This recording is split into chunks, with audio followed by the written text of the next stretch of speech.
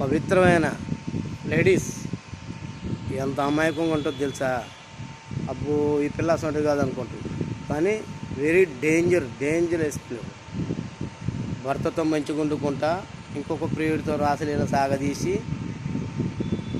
బయటపడి తన్నులు తిని విడిగాయతాలైపోయిన మహాజగతికిలాడి జెంట్లే. అయితే ఆమె పోదులు మామూలుగా ఉండవు, ఏం తెలియని అమాయకంగా ఉంటుంది. ఏం తెలియని అమాయకంగా ఉండి ఆమె చిన్నెలు ఆమె వ్యవహారం మామూలు అట్ట ఇట్ట ఉండవు. ఆమె చాలా పనులు చేసింది. ఆ చాలా పనులు ఎక్కడ పనిచేసిన కాడల్లో ఒక లవరు, పనిచేసిన దగ్గరల్లో ఒక లవరు. మరి ఇటువంటి ముండలకి ఎందుకు మోడ కావాలి చెప్పు? మయూర్ సెంటర్లో నిలబడి విచారం చేసుకుంటూ తిరిగి ఎంజాయ్ చేసుకోవచ్చు కదా. కనీసం ఆ యొక్క తల్లిదండ్రులు కూడా గద్దించేటోళ్ళు కాదు. ఆ తల్లిదండ్రులు కూడా అది కాదు ఇది కాదమ్మా, ఏంది అసలు నీ ప్రవర్తన ఏందని చెప్పి గద్దిస్తారా? గద్దేరు. మళ్ళీ ఎట్ట కటా కన్నీరు కాచుకొని ఏమెరగ నీళ్ళపై లెక్క ఇచ్చేస్తూ ఉంటుంది. అయితే మరి ఇటువంటి వాళ్ళని ఏం చేయాలా? భర్తని కండిషన్ పెట్టాలనా, లేదంటే దీని కండిషన్ పెట్టాలనా? 3 పూట్లు తిని ఉండలేక ఫోన్లు మాట్లాడటం, మొగుడు పనికి పోగానే ఫోన్ చేసి పిలవటం, ఎక్కడున్నావు, ఏంది, నువ్వేం చేస్తున్నావు అనటం, వాడెవడు ఉంచుకున్నావు పెట్టుకొని నువ్వేం చేస్తున్నావు అంటావు, వీ డబ్బులు తీసుకుపోయి వాడికి ఇచ్చి వాడిని నువ్వేం చేస్తున్నావు, ఎక్కడ ఉంటావు అంటావు. అదే మాట, అదే పొజిషన్, అదే పలకరింపు నీ మొగని పలకరి. వాడు ఎంత సంతోషపడితే నా భార్యగా నేను ఎంత ఇష్టం, తిన్నవా తినలేదని ఫోన్ చేసి అడుగుతుందని చెప్పి సంతోషంగా హ్యాపీగా ఫీల్ అవుతాడు.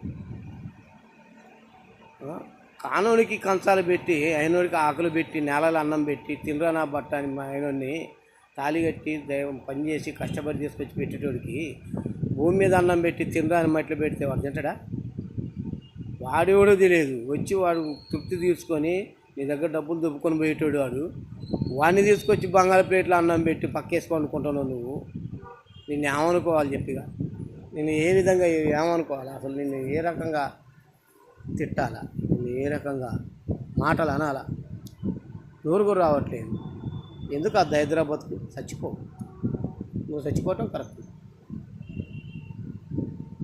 నువ్వు ఉన్నంతకాలం వాడు నిన్ను చూసుకుంటా తాగి తిరుగుతూ వాడు అసలు నానా బాధలు పడుకుంటా నరకం అనుభవించుకుంటూ తిరుగుతాడు. నువ్వు చచ్చిపో, ఇంకో దాని పెళ్లి చేసుకుంటాడు. పిల్లగాళ్ళు ఉంటే పిల్లగాళ్ళని దాదుకుంటాడు బంగారాగట్ట, పిల్లలు ఉంటే కానీ. అంతేగాని నువ్వెందుకు? నువ్వు బతకటం వేస్ట్. ఆగపడ్డ ప్రతి ఒక్కరికి ఫోన్లు మాట్లాడతాం, ఆగపడ్డ ప్రతి ఒక్కరికి బాయ్ చెప్తాం, ప్రతి ఒక్కరిని చూసి కిలక్కో అంటాం. వాడెవడు తినకో ఉంటుంటే నువ్వు అన్నం తినకో ఉంటుండేటివేంది? వాడెవడో జ్వరం తగిలిందంటే నువ్వు మొగం మార్చుకొని జ్వరం తగిలినట్టు నువ్వు ఫీల్ కావట్లేదు. అది నీ మొగడికి ఏమన్నైతే అట్ట ఫీల్ కారాదు. 10 మంది ముందు తాళి కట్టిండాడు, 100 రాత్రి ముందు తాళి కట్టిండు నీకు. వాడికి సంతోషం చెయ్యి. వాడేవాడో 4 రోజులు వాడుకొని పెట్టేవాడికి సంతోషం చేసుకుంటే పెద్ద ఫీల్ అవుతున్నావు.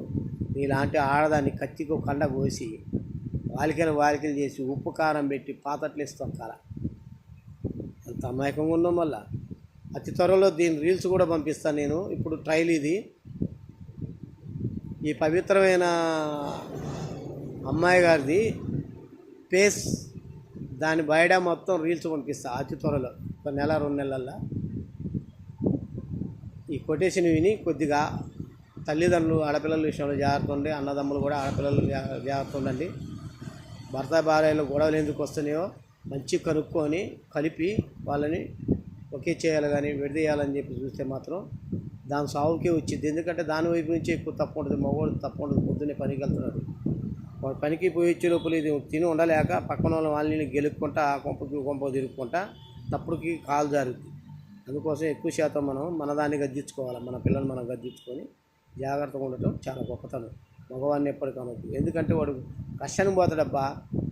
వాడు ఎన్నడ తాగుతాడంటే ఇలా ఆడదాని వల్లనే. అది మీరు బాగా ఆలోచించుకోండి. అనుభవంగా తాగి ఆడదాని వల్ల తాగి అనుభవంగా తెలివితేడతో ఆడదాన్ని తిప్పుకొని అదే కావాలనుకొని దాన్ని విడాకులు ఇవ్వకుండా దాంతో సంసారం చేసుకుంటా మసిలే అనుభవం కల్లోళ్ళు ఉంటే ఈ అనుభవం తక్కువకి చెప్పండి.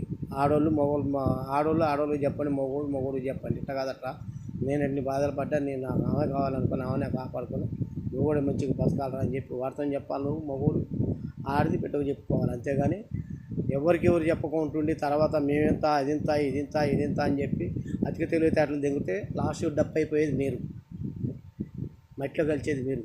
దయచేసి ఈ మాటలు విని మీ లైఫ్ని మీరు సరిదిద్దుకోండి. మీ పిల్లల జీవితాలు ఆగం చేయమాకండి. ఇంట్లో తాగి తిరిగేటోళ్ళు ఎవరైనా ఉంటే వాళ్ళని కూర్చోబెట్టి ఎట్టగాదరా అట్టగాదరా, నా వయసు అయిపోయింది, నా జీవితం దగ్గరకు వచ్చింది, మీరు ఇట్లా చేస్తే తల్లిని అమ్మని చూడలేవరా, నేను రాలిపోతే అమ్మని చూడలేవరు, అమ్మ రాలిపోతే నన్ను చూడలేవరు, మీ భార్య పిల్లలకి దూరం అయిపోతారా, ఎందుకురా అని చెప్పి తండ్రి కొడుకులకి బిడ్డలకి జాగ్రత్త సర్ది చెప్పుకోరు తల్లిదండ్రులు. ఇప్పుడు మల్లయ్య. ఈ మాటలు నచ్చితే లైక్ చేయండి, సబ్స్క్రైబ్ చేయండి.